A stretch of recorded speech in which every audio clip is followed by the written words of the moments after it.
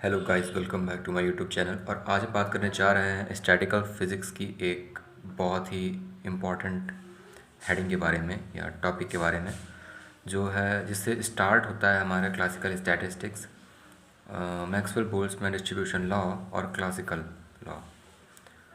तो बिना किसी डीले या फॉर्मेलिटी के सबसे पहले हम आते हैं इसके की पॉइंट्स पर, जो कि आपको पहले से ही मालूम होने चाहिए। Fundamental postulates of statistical mechanics. इसके 3 पॉस्टुलेट्स जो हम इसमें काम में लाएंगे, पहला होगा कि नंबर ऑफ़ पार्टिकल कांस्टेंट होते हैं, दूसरा होगा कि टोटल एनर्जी जो होती है वो कांस्टेंट होती है, और तीसरा होगा कि थर्मोडायनेमिकल प्रोबेबिलिटी जो होती है वो थर्मल इक्विलिब्रियम स्टेट में मैक्सिमम होती है। दूसरा जो पॉइंट है जो आपको याद होना चाहिए वो है थर्मोडायनेमिकल प्रोबेबिलिटी क्या होती है। थर्मोडायनेमिकल प्रोबेबिलिटी होती है the total number of micro state associated with a single micro state. किसी एक माइक्रो स्टेट में कितने नंबर ऑफ़ माइक्रो स्टेट हैं, कितने उससे जुड़े हुए हैं, उसी को हम बोलते हैं उस माइक्रो स्टेट की थर्मोडायनेमिकल प्रोबेबिलिटी। तीसरा है बोल्ट्जमैन डिस्ट्रीब्यूशन लॉ, जो कि मैं यहाँ पे लिखे दे रहा हूँ।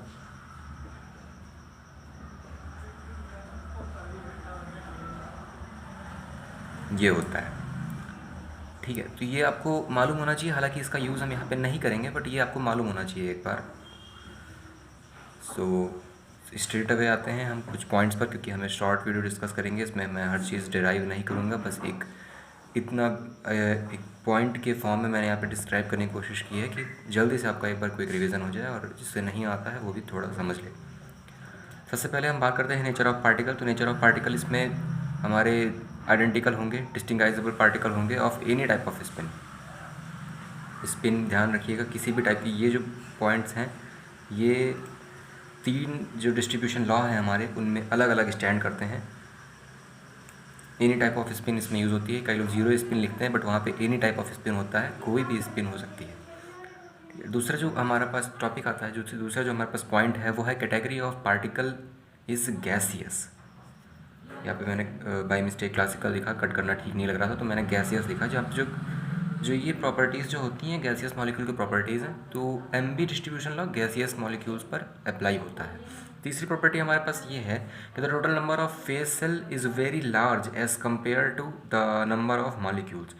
तो इसका कॉन्सिक्वेंस ये होता है कि जो हमारे पास में हमारे पार्टिकल होते हैं, वो एक सेल में या तो एक होगा या तो एक भी नहीं होगा। एक से ज़्यादा होने की प्रोबेबिलिटी बहुत कम हो जाती है इससे, क्योंकि अब जब उनको रहने के लिए ज़्यादा जगह मिल गई है तो वो ऑब्वियस सी बात है, वो कम जगह में सेटल नहीं होंगे। तो the number of phase cell is very large as compare to number of molecules और पार्टिकल्स।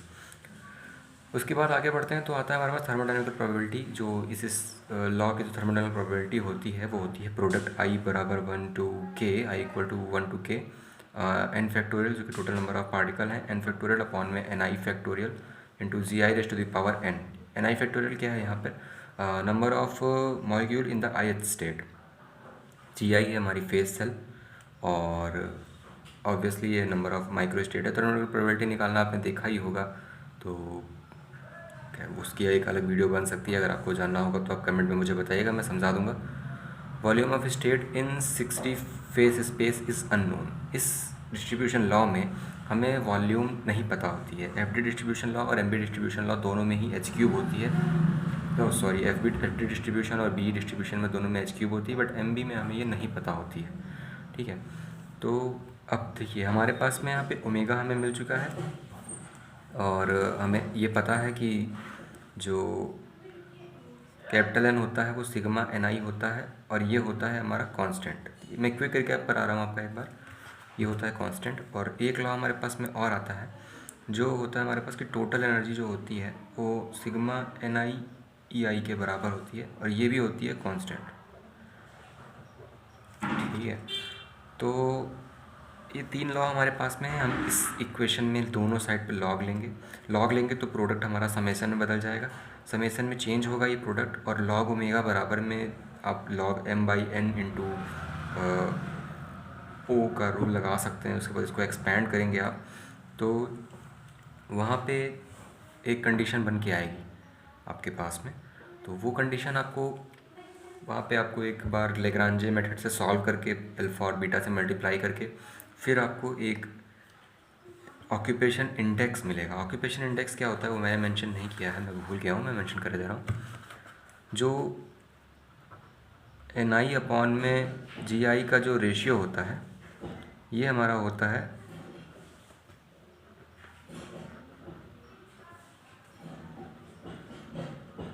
Occupation index. ठीक है, तो यहाँ से आपको NI अपॉन GI मिलेगा और वो आपका ऑक्यूपेशन इंडेक्स होगा। उससे हम number of particle in any ith state निकाल सकते हैं, जो कि आपका MB डिस्ट्रीब्यूशन लॉ है। तो ये था आपका एक quick recap MB distribution law के लिए। और इसमें अगर कोई भी पॉइंट आपको समझ में नहीं,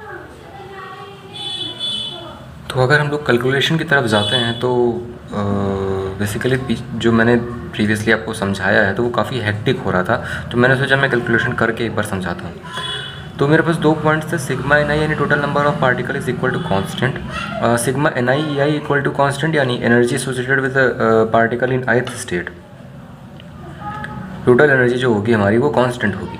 ठीक है, और देखिए मैंने आपसे कहा था कि ये पॉइंट मैंने जो आपसे बोला था ये वाला 3 लॉ उससे आते हैं। ठीक है, उससे 3 लॉ हमारे सामने आते हैं। एक तो ये है, दूसरा ये है, और एक लॉ है log omega max is equal to 0। ये कैसे आया मैं बताता हूँ। ये आया है ओमेगा मैक्स की जो वैल्यू होगी वो टेंड्स करेगी 1 तक। ठीक है, ये हमारे पास लॉ होता है कि जो थर्मल इक्विलिब्रियम का स्टेट होता है वहाँ पर हमारी थर्मोडायनेमिकल प्रोबेबिलिटी जो होगी वो मैक्सिमम होगी, और मैक्सिमम प्रोबेबिलिटी होती है 1। तो उससे लॉग 1 बराबर में 0 आ जाएगा। ये आगे यूज़ होगा हमारे सामने। तो देखिए हमने प्रीवियसली बताया था कि ओमेगा यानी थर्मोडायनेमिकल प्रोबेबिलिटी बराबर में होगा प्रोडक्ट I बराबर 1 to k n factorial upon में NI factorial into GI raise to the power n। From equation 3 इस इक्वेशन को हमने लिखा, दोनों साइड पे लॉग लिया, कैलकुलेट किया, फिर स्टर्लिंग फार्मूला आता है हमारे पास में एक, ये भी आपको ध्यान रखना है।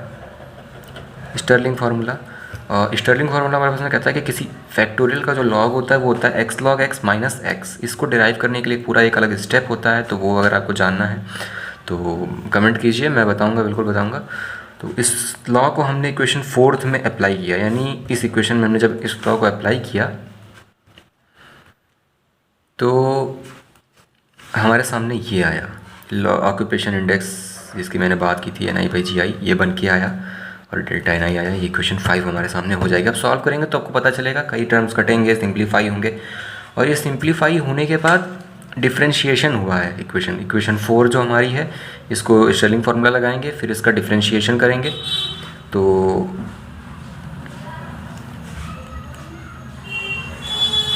इसका डिफ्रेंशिएशन करेंगे तब ये आएगा।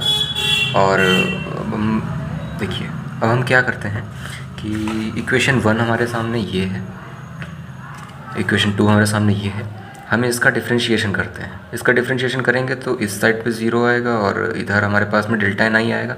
इसका डिफ्रेंशिएशन करेंगे तो EI तो भाई कांस्टेंट रहेगा, तो ये आगे आ जाएगा और ये डेल्टा NI हो जाएगा। तो इसका कुछ इस तरीके से बन के आना चाहिए, EI और डेल्टा NI। इसका बन के आएगा डेल्टा NI।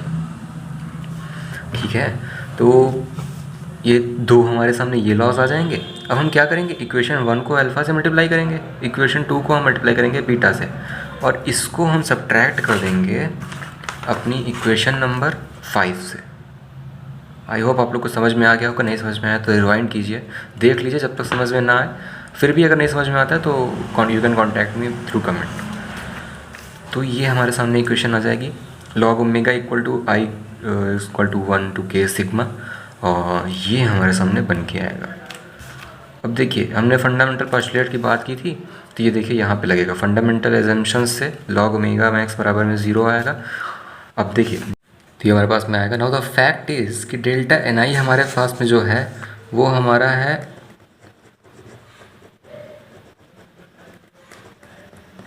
Independent variable. ठीक है, डेल्टा NI हमारे पास में इंडिपेंडेंट वेरिएबल है, तो ब्रैकेट के अंदर की क्वांटिटी को 0 होना पड़ेगा और हमारे सामने आ जाएगा MB डिस्ट्रीब्यूशन लॉ। तो इस तरीके से एक कैलकुलेशन होल्ड करती है। अगर आपको रिकैप चाहिए तो प्रीवियसली मैंने इसका रिकैप दिया हुआ है, जो कि कुछ इस तरीके से था, कुछ पॉइंट्स में मैंने इसे बताया हुआ था। 2, 3, 4, 5 एंड 6 पॉइंट्स में मैंने इसे बताया हुआ था। तो रिकैप के लिए आप पूरी वीडियो स्टार्टिंग से देख लीजिए। कैलकुलेशंस के लिए आप मैंने कैलकुलेशन भी करके दिखाई आपको, और अगर आपको वीडियो ठीक लगी हो तो लाइक कीजिएगा, कुछ और आपको पूछना हो तो कमेंट कीजिए मेरे चैनल पर। Thanks for watching.